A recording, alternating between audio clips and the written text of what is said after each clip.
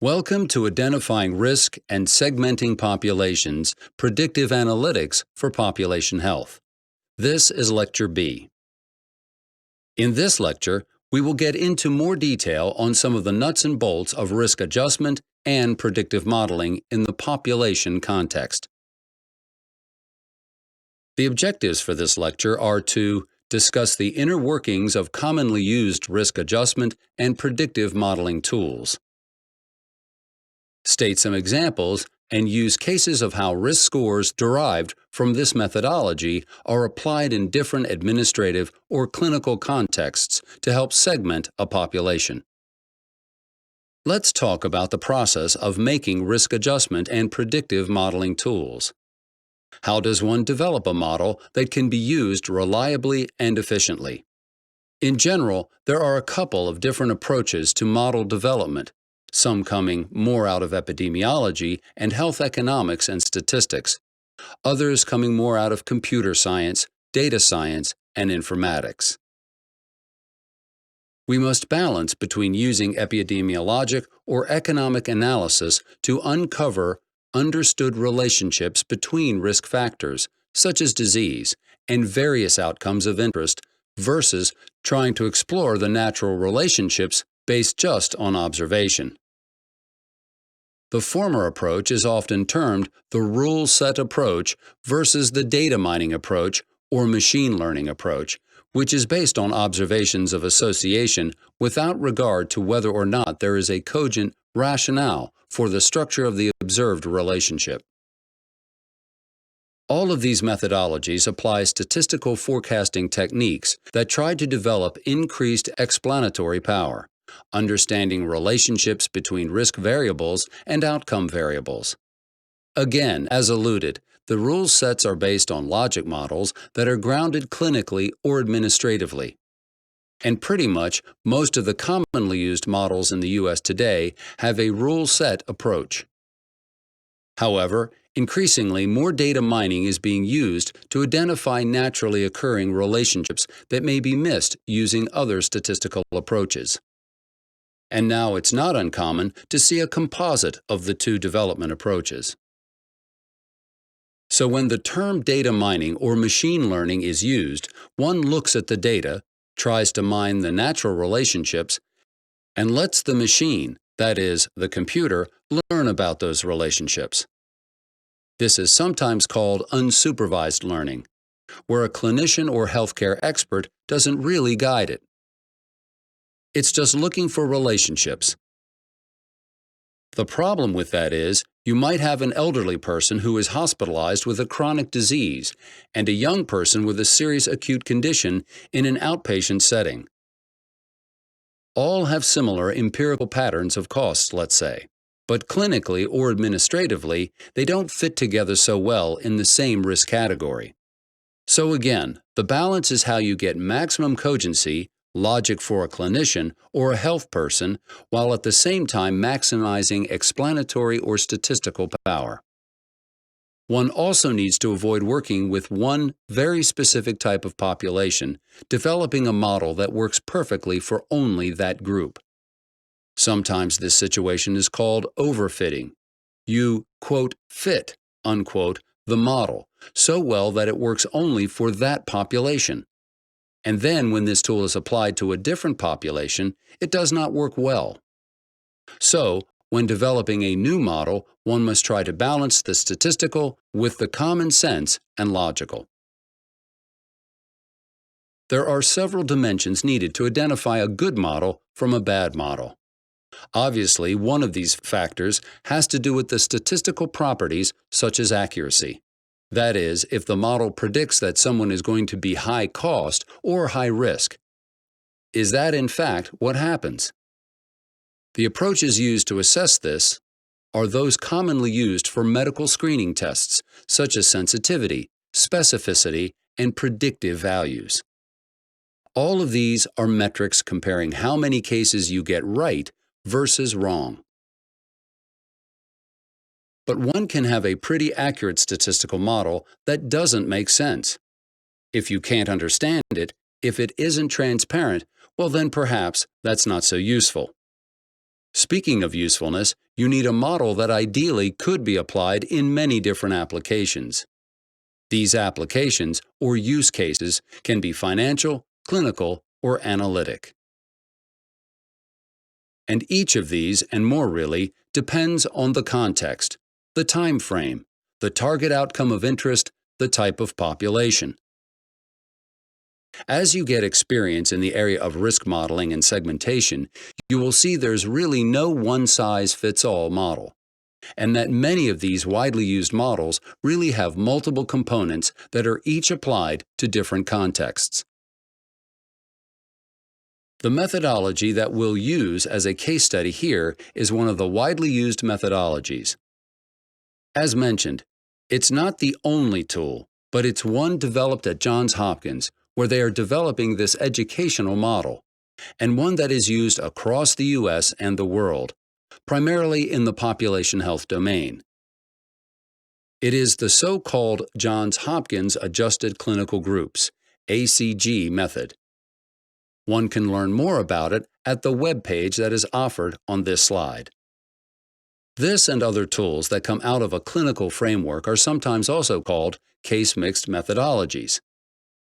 That's because early on, when clinical classification tools, such as the ACGs, were developed, they were used to categorize patients or visits or admissions to allow for an assessment of the mix of patient, quote, cases, unquote, when aggregated across different providers.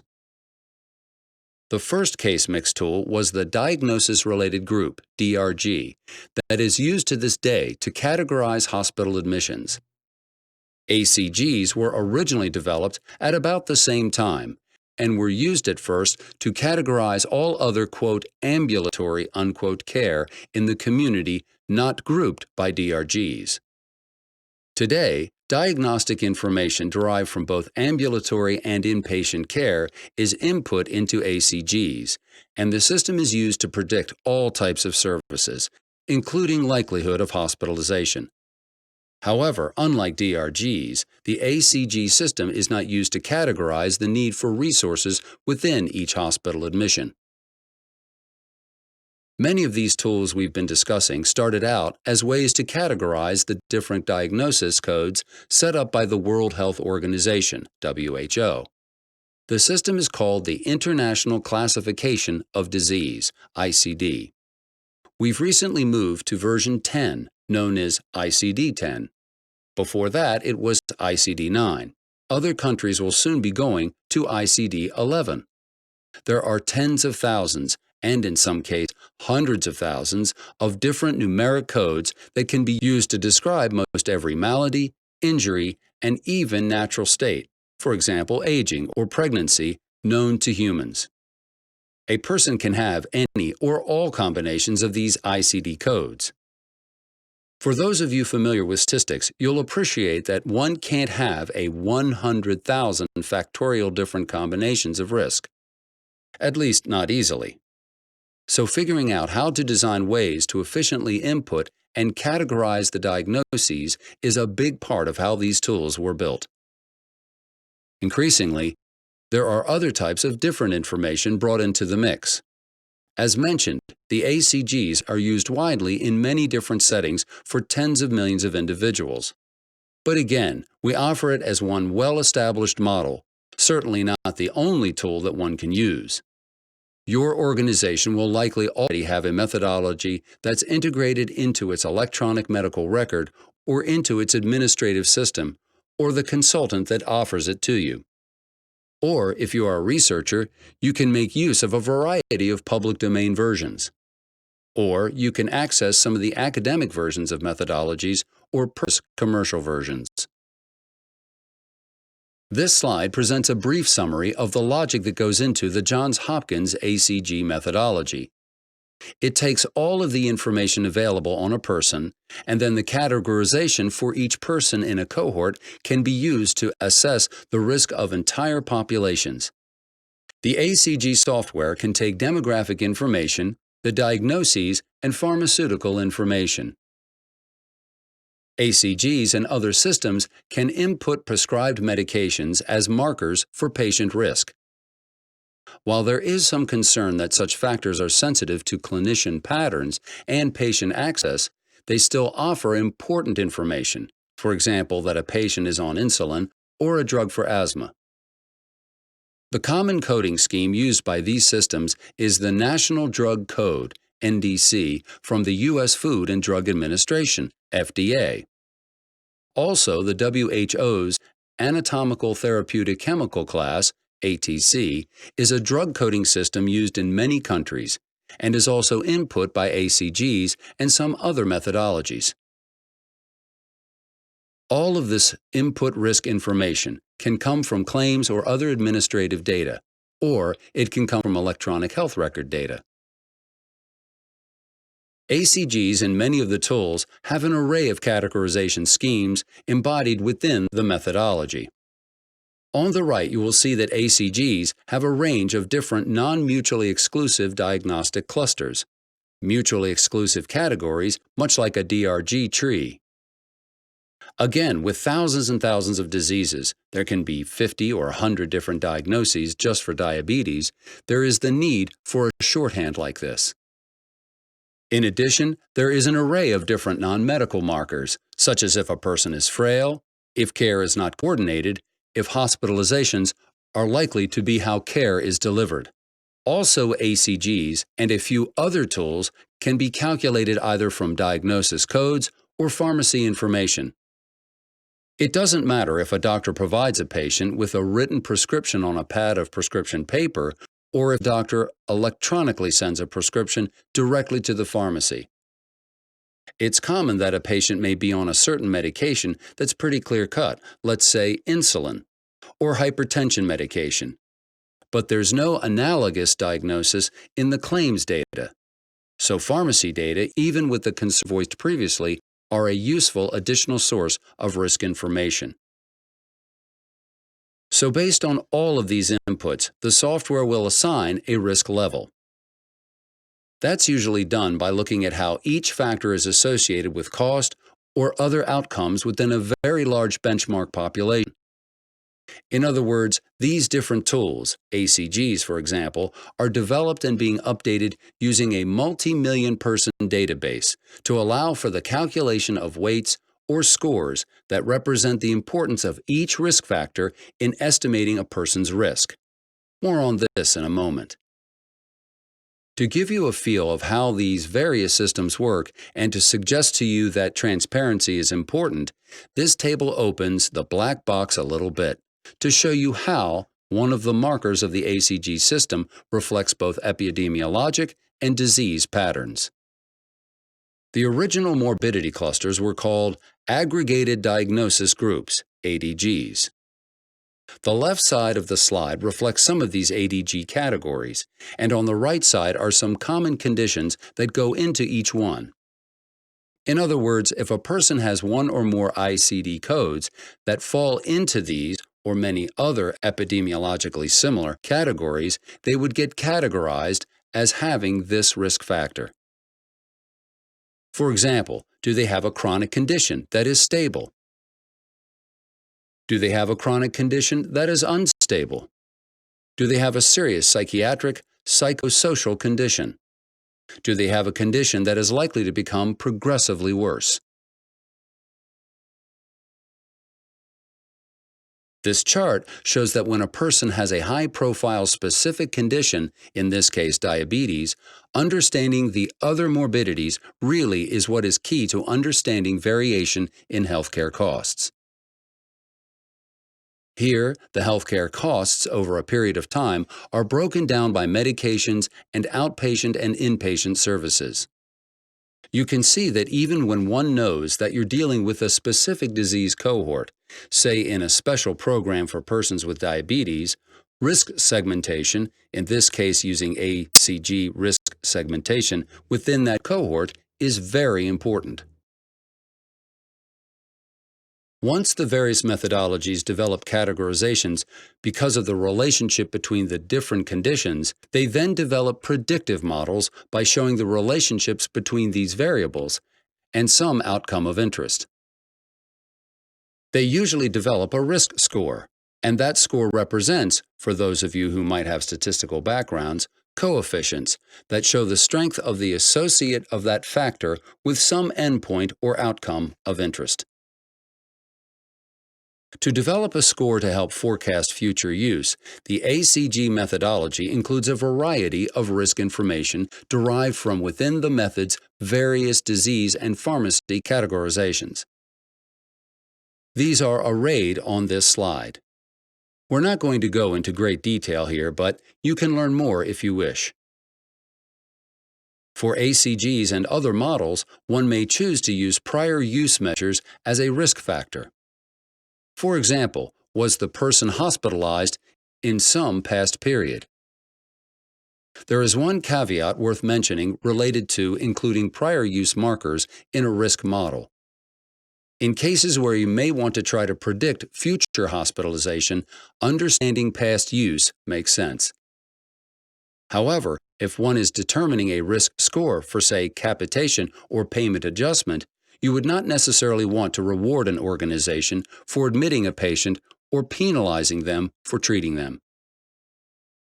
So, for example, if one organization is very efficient and tries to keep people out of hospitals, they would be penalized because their people would have a lower risk score. And they would receive a lower capitation fee than an inefficient organization that has a lot of patients hospitalized. So again, the choice of the model is very important depending on its application. As noted, the same goes for taking pharmaceutical information. Yes, it's true that a patient, for example, with diabetes on insulin is, in general, at a more advanced stage than someone not on insulin, and that could be useful in understanding risk of the population. However, if you're going to pay an organization more or consider them to be more efficient if they had all of their patients on insulin without regard to whether or not the patient needed insulin, that could be problematic. So again, understanding the measurement tool and its applications and its context is very important. This is an example of how an individual can receive a predictive risk score, in this case ACGs, but most of the systems are similar. We calculate the score by assigning a weight to each of the risk factors based on past model development and then adding them up. So we have, in this case, a female who's 65 years old. Compared to other persons in the benchmark population holding everything else constant, that's a weight of 0.74. In terms of past utilization, which, as noted, may be optional, her relatively high use last year adds some added risk to her predictive score. She also had a condition often treated in the hospital, but to avoid offering incentive, the ACG scoring here does not give extra points for actually being hospitalized, only that she had the condition that usually needs hospitalization.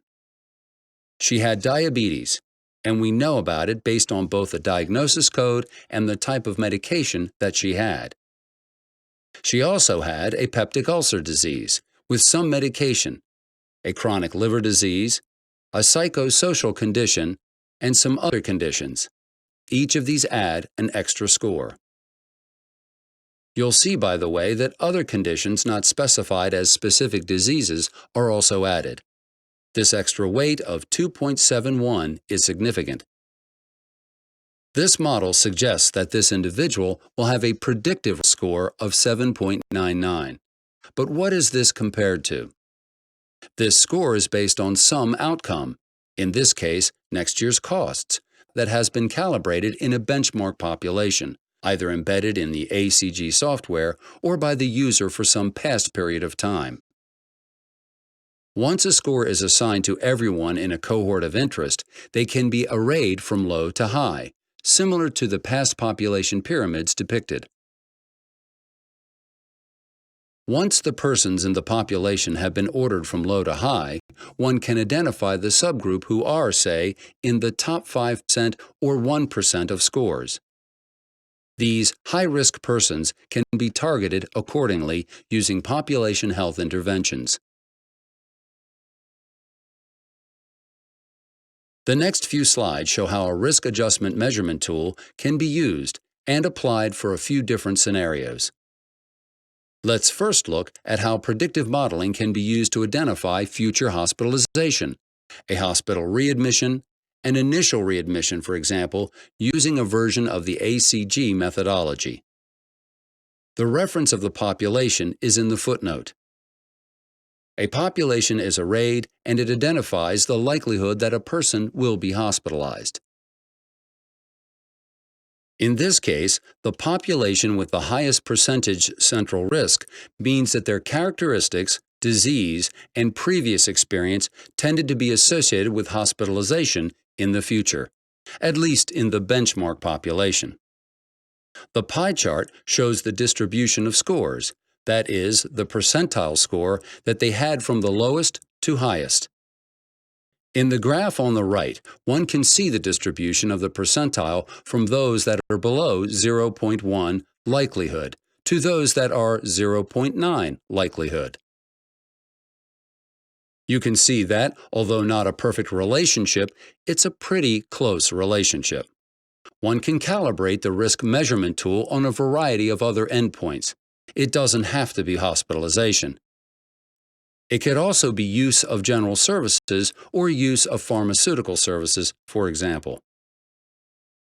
This graphic represents a payment application in Medicaid here in Maryland, the first state to adopt risk adjustment for capitation payment of managed care plans using the ACG methodology.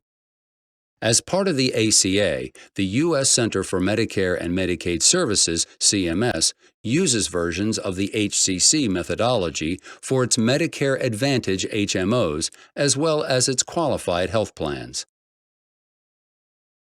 Here, we have real data aggregated across various managed care organizations, MCOs, which are types of accountable care organizations in the Medicaid program. This graph shows the relative risk, that is higher or lower than average, which is 1.0, for two distinct populations in the Medicaid cohort: families and children, and those who are disabled across 5 MCOs. This shows that if you are paying health plans or providers a flat budget or capitation fee, that you want to ensure that those health plans that have sicker populations are paid more fairly, and those that have healthier populations get less resources. Sometimes we say, quote, "Let's slice up the pie fairly," unquote. The pie may be only a certain size, but you need to, quote, "slice," unquote, the pie fairly. For example, Plan C is attracting more sicker than average patients than the other plans. Its ACG-rated risk, based on its scores relative to the entire program, are greater than average, and its share of the pie should be larger. Let's say that the capitation rate might be $500 a month. This organization would get 1.1 times that, a larger percentage, but the pie has to equal 1. So an organization, let's say, look at Plan A or Plan B, would get a smaller capitation rate per month because its cohort is less sick than average. Again, this is how risk-adjusted payment works, something unique in the field of population health.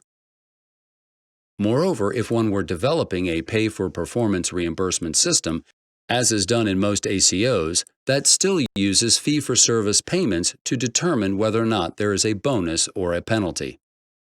One develops an expected cost target, sometimes called a virtual budget, using similar approaches as described here based on the patient cohort's HCC or ACG scores relative to the entire population. This next slide shows the importance of risk adjustment for performance assessment, in this case, again using ACGs from the Canadian province of British Columbia. Here, primary care doctors, the general practitioners, are monitored for how their billing practices are under a fee-for-service system, much like our U.S. Medicare program. This graphic arrays the distribution of the observed to the expected average fees over a year for each doctor's patient panel using two adjustment methods to calculate the expected, that is, predicted, cost.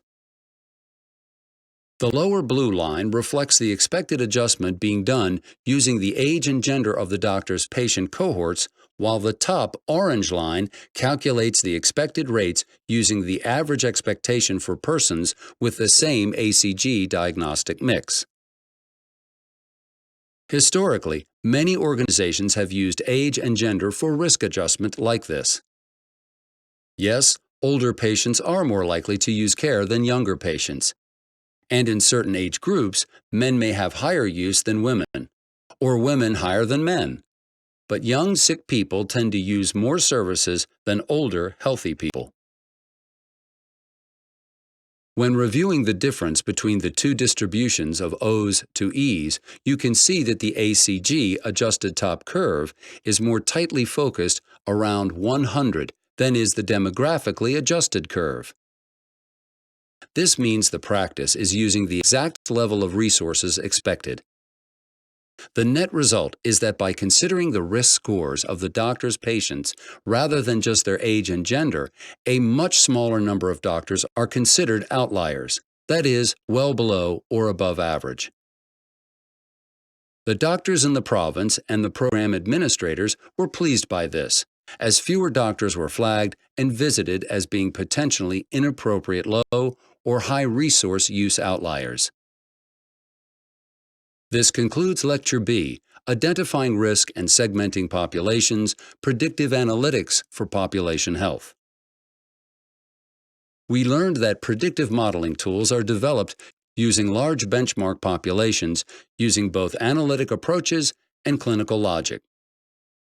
One of the widely used tools, the Johns Hopkins ACG system, was described in some detail to offer further insight into how the risk score mechanisms are constructed. We also examined several real-world examples of how risk segmentation of populations is important for case finding, provider payment, and provider performance profile assessment.